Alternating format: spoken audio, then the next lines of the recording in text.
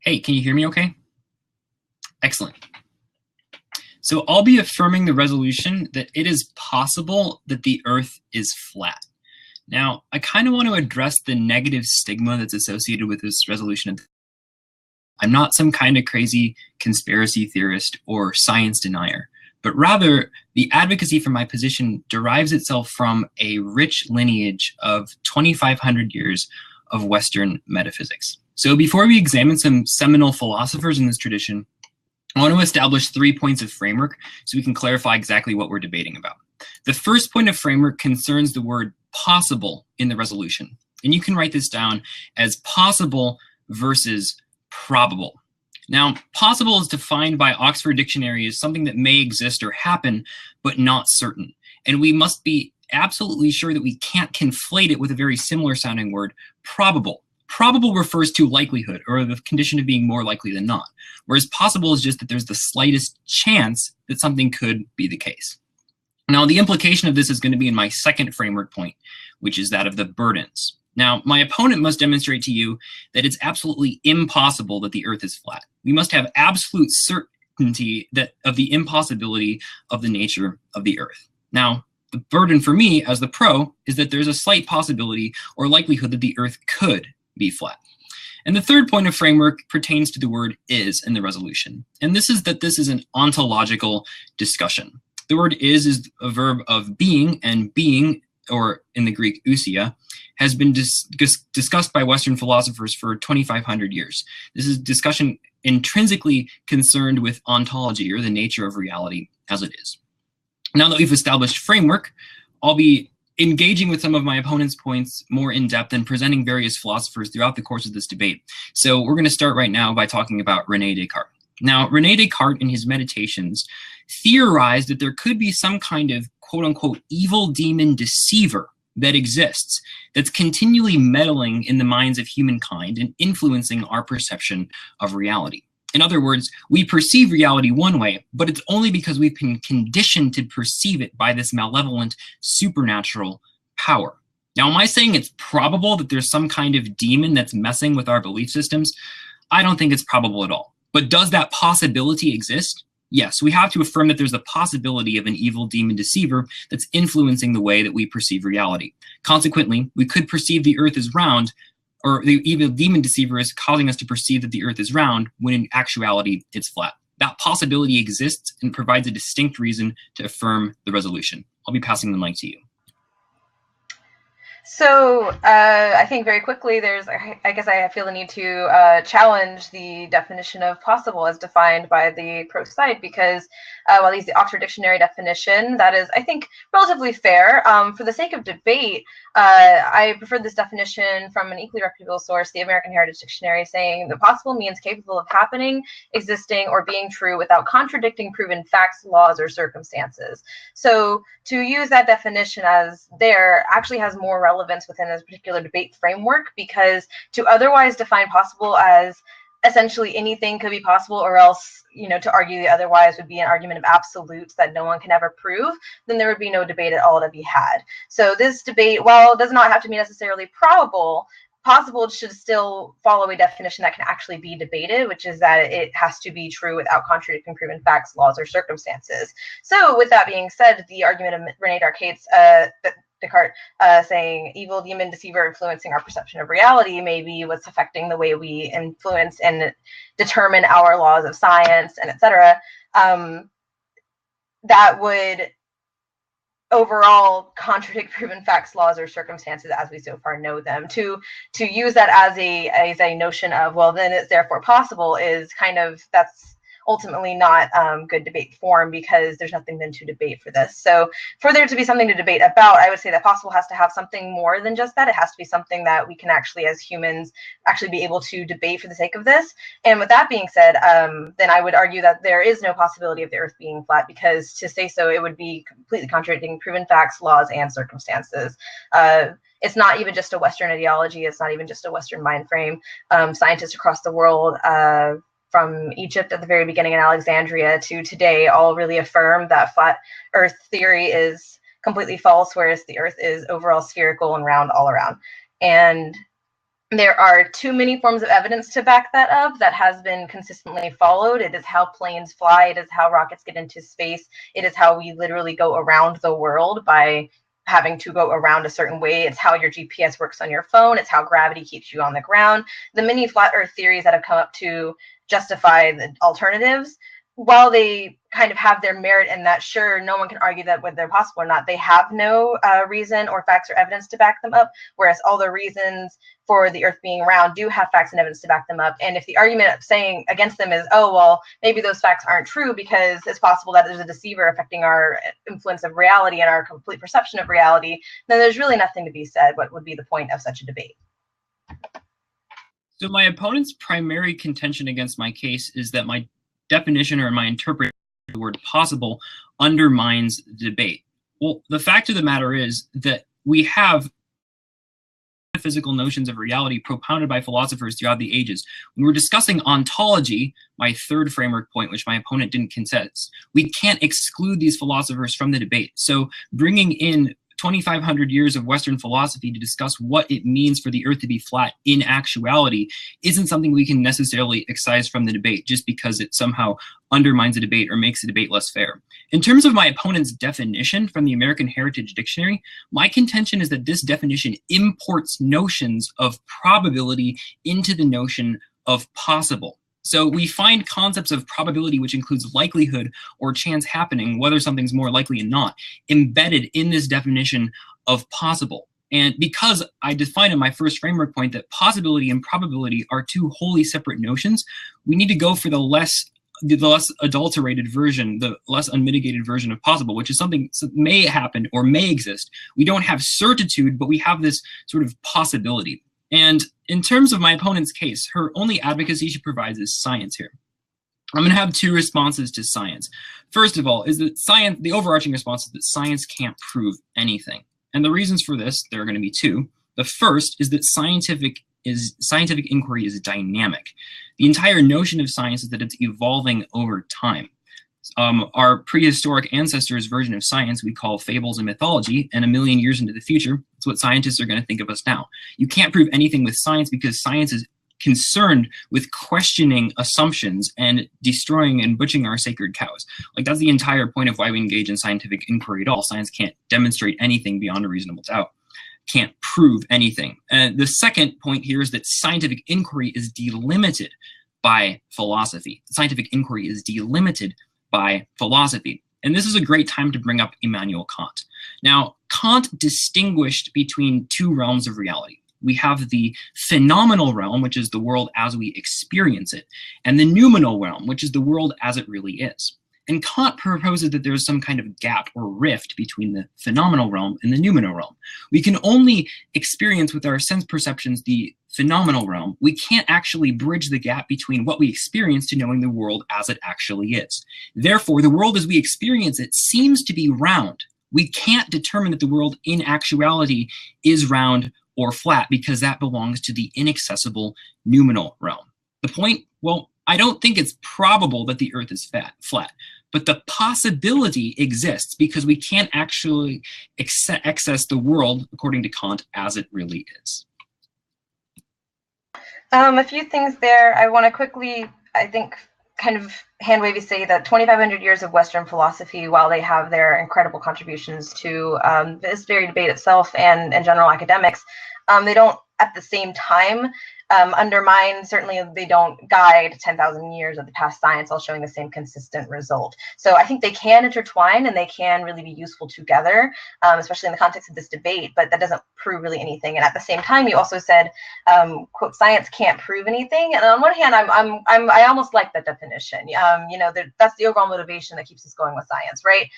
But you also mentioned the phrase reasonable doubt, and you said that because it can't prove anything, it can't provide reasonable doubt. I would say that reasonable doubt doesn't mean something is proven or not. So I think that science can provide reasonable doubt while at the same time not necessarily proving anything.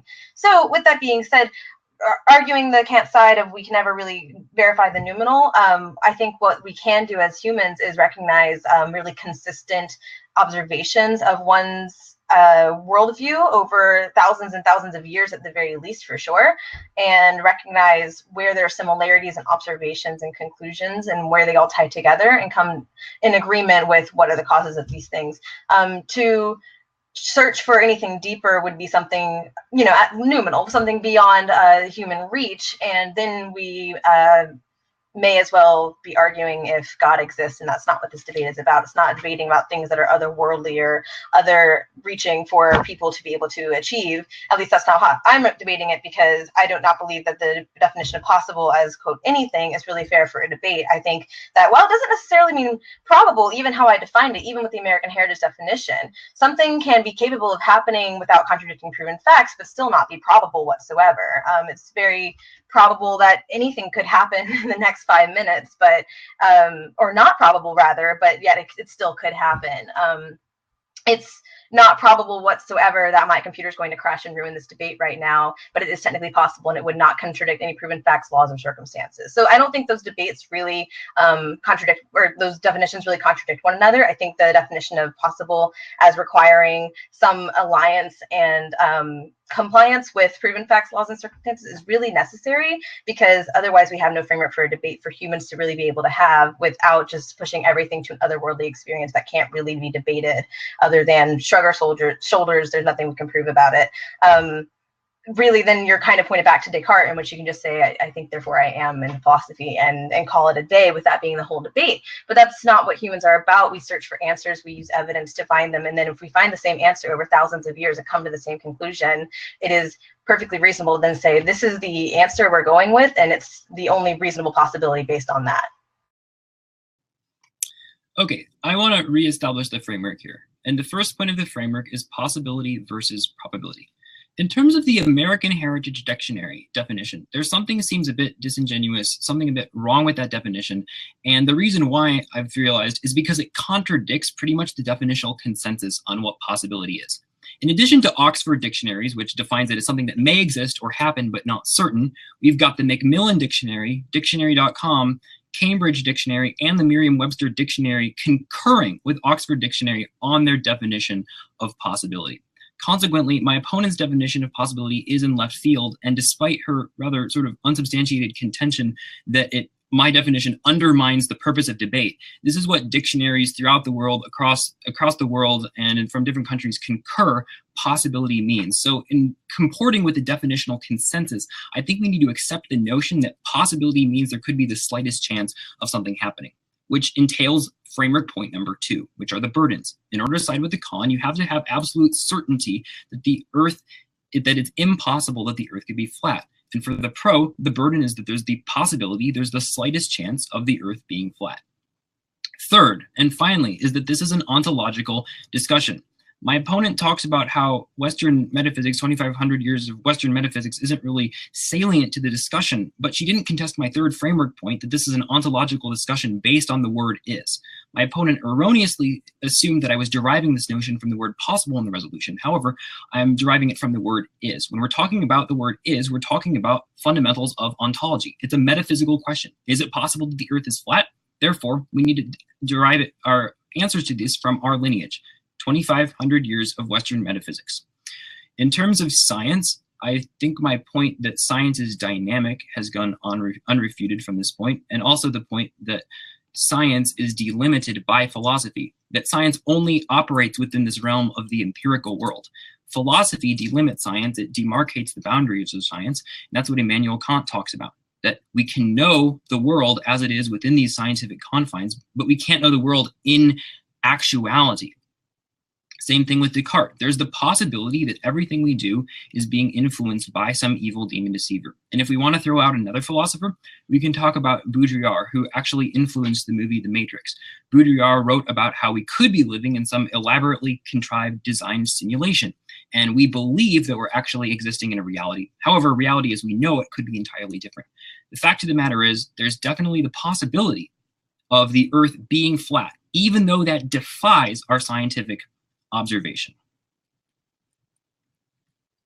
Science aside, I actually do think that the ontological argument of it still really does depend on that definition of possible. We can't really move on to steps 2 and 3 until we really have possible down. And that's, I think, the biggest problem is if we keep going, even if all the other dictionaries do have that definition, I chose the one I chose for a very solid reason, and that's because of debate rules of tautologies and truisms. Particularly a tautology is, for reviewers, it's something that is generally defined as an argument that is true based on how the arguer defined it. And one of the most common ways that is done in debates is by the word possible, actually, because there are very often debates where the resolution is twisted by the insertion of the word possible, where you could at one point argue, is God real or not? But then you could say, twist the argument to, it is possible that God is real. And then there's no argument really to be had if you were defining possible as something that includes something outside of human capabilities to understand it or to sense it. So there would be no point to have such a debate. That's why I mentioned at the beginning, it's generally not considered, at least I would think in the frame of call out, to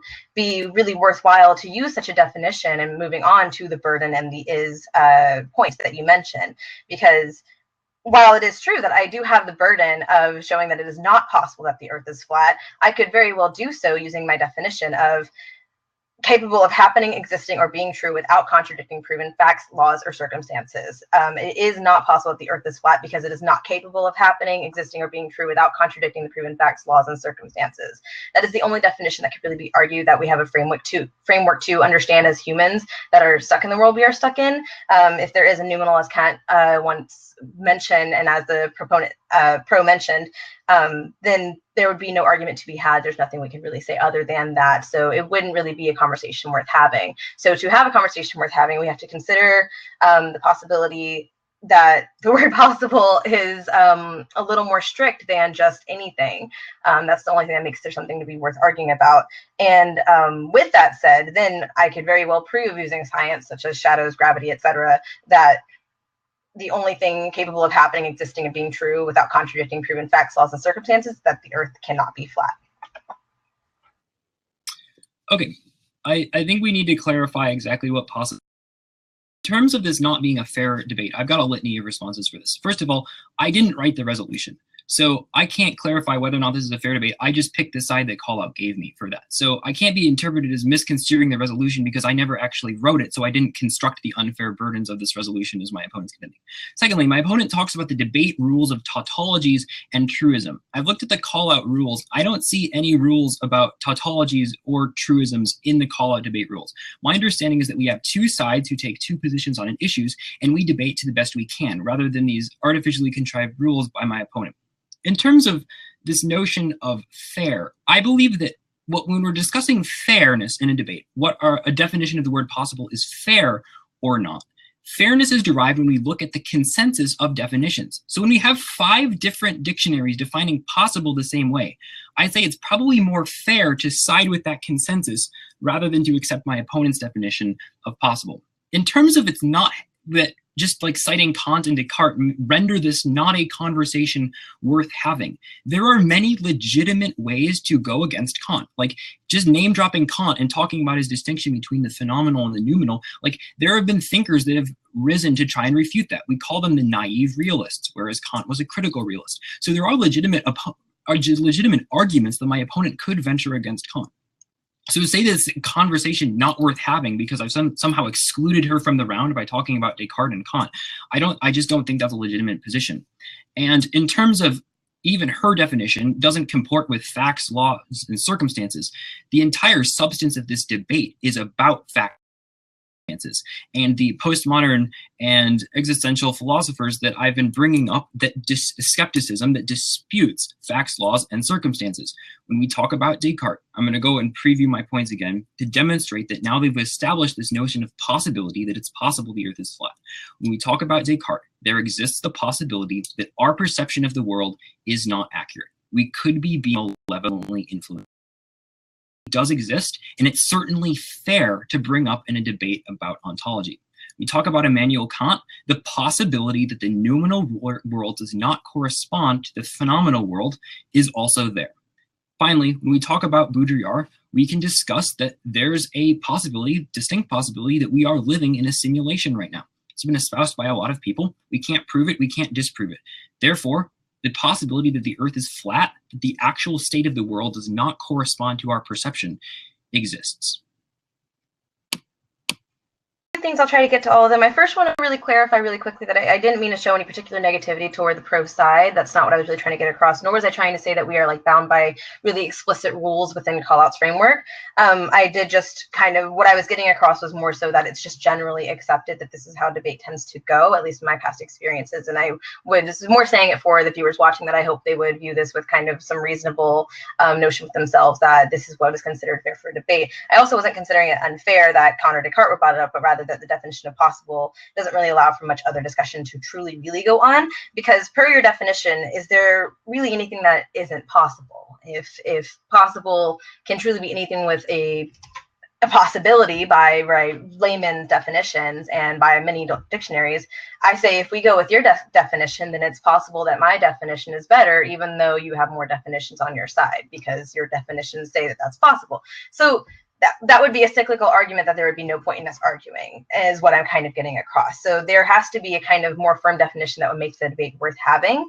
That would then actually make the burdens more clear and then make the definition of is more clear. Also, with your notion of a world that is possibly a simulation, I think is really interesting, because it is something often brought up actually by real flat Earth theorists. And I quickly argue back that then, okay, it is, we maybe need to define the word Earth as in the resolution, because the Earth in the resolution, at least how I would define it, is the Earth that we are all experiencing. And I think that's even the same one to go with your argument or with your definition, whether you brought up Kant's phenomenal versus noumenal.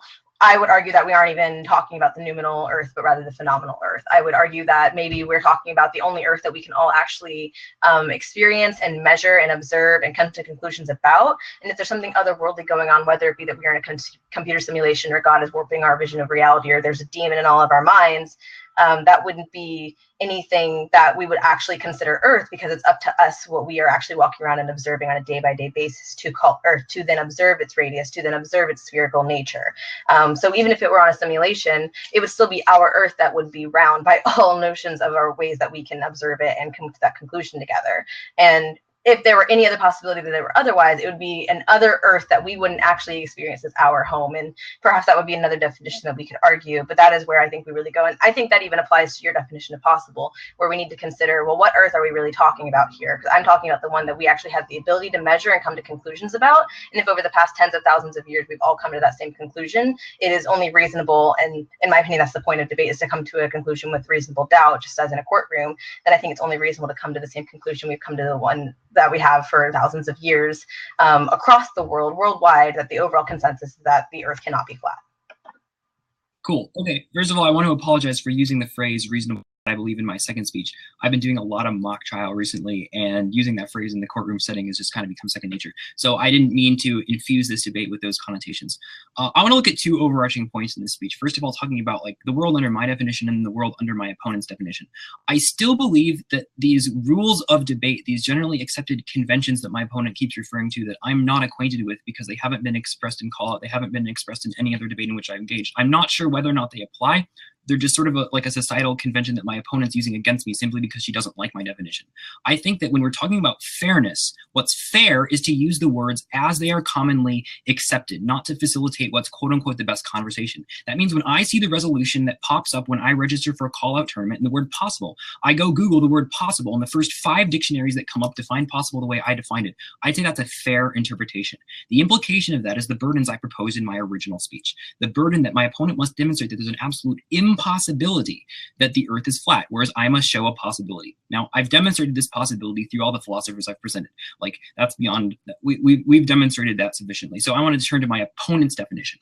Now, my opponent talks about possibility being constrained by facts, laws, and circumstances. And my response to this is that facts, laws, and circumstances are what are up for dispute in today's debate. We're talking about philosophers like Kant, philosophers like Baudrillard, philosophies like Descartes, who contend that the facts, laws, and circumstances that we presume to be binding based on our empirical experience of the world are not actually binding for compelling or not ontological reasons, possibly compelling ontological reasons.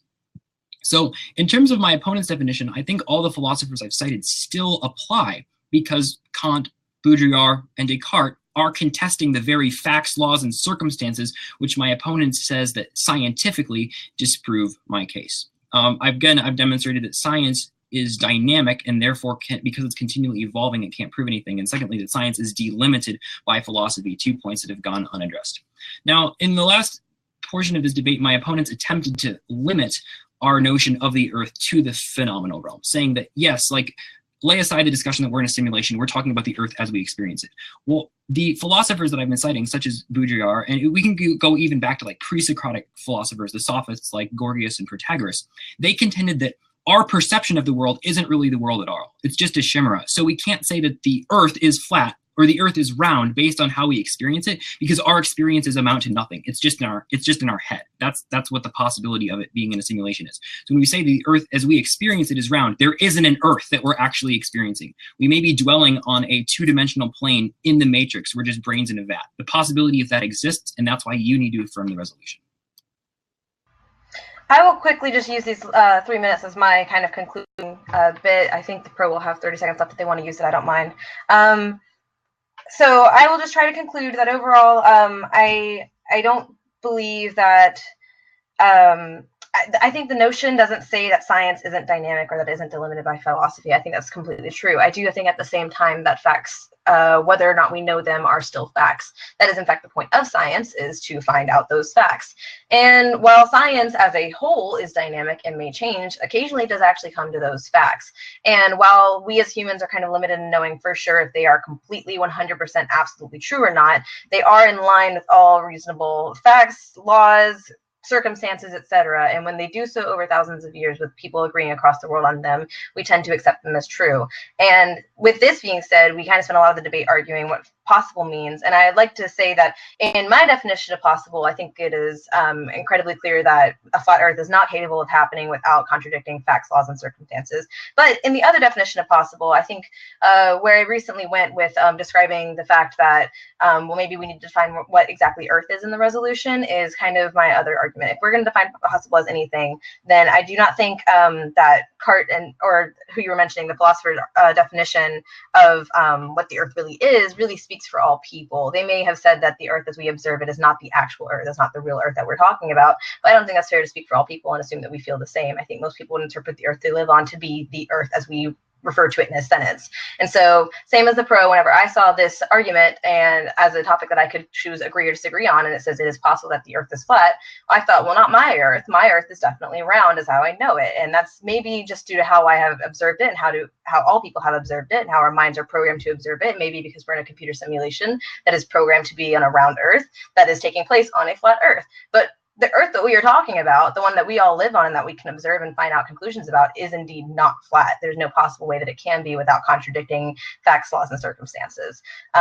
So I do not think that either definition can really go against saying that the Earth isn't round, but that's not quite what the resolution says. The resolution, of course, says it is possible that the Earth is flat. And I think even still that both definitions of possible and then the more reasonable definition of Earth, either way still points to the fact that there's really no possibility that it can't be flat, because it would just go completely against even the philosophy itself doesn't really hold it up when we consider the fact that we still have to go with what we can actually observe in order to be able to have a debate about this, in order to be able to actually talk about its reality. Okay, and you can feel free to use your remaining time to respond to this. I just want to clarify the notion that we can't limit our concept, our interpretation to the phenomenal realm, because according to the philosophers I've cited, that perception of the Earth is simply a consistent fantasy. It's consistent within itself, but it still is a fantasy. It's a fiction. And consequently, when we're talking about the definitions we've established, either yours or mine possible, they connote the burdens that we must have absolute impossibility that the Earth is round or the Earth is flat. Therefore, I think I got what you were saying, so I won't try to be unfair. I think I'll just quit by saying that that may have been the definition of the Earth we were perceiving as a consistent fantasy, but once again, I do not think their definition speaks for all of us. I think that they should be revered for what they thought. They were amazing philosophers, and it's important to talk about them and bring them up. But just because they say it's a consistent fantasy doesn't mean that's reality at all. It doesn't mean that that's really what we should be limiting ourselves by. And in fact, particular, again, even if it is a consistent fantasy, it is still the only one that we are able to observe and associate ourselves with in order to find any evidence and facts within it. So even if we are stuck in a consistent fantasy, which is probably not how most people would even describe the world that they experience, we are still limited to the Earth within that consistent fantasy at which we can measure and observe.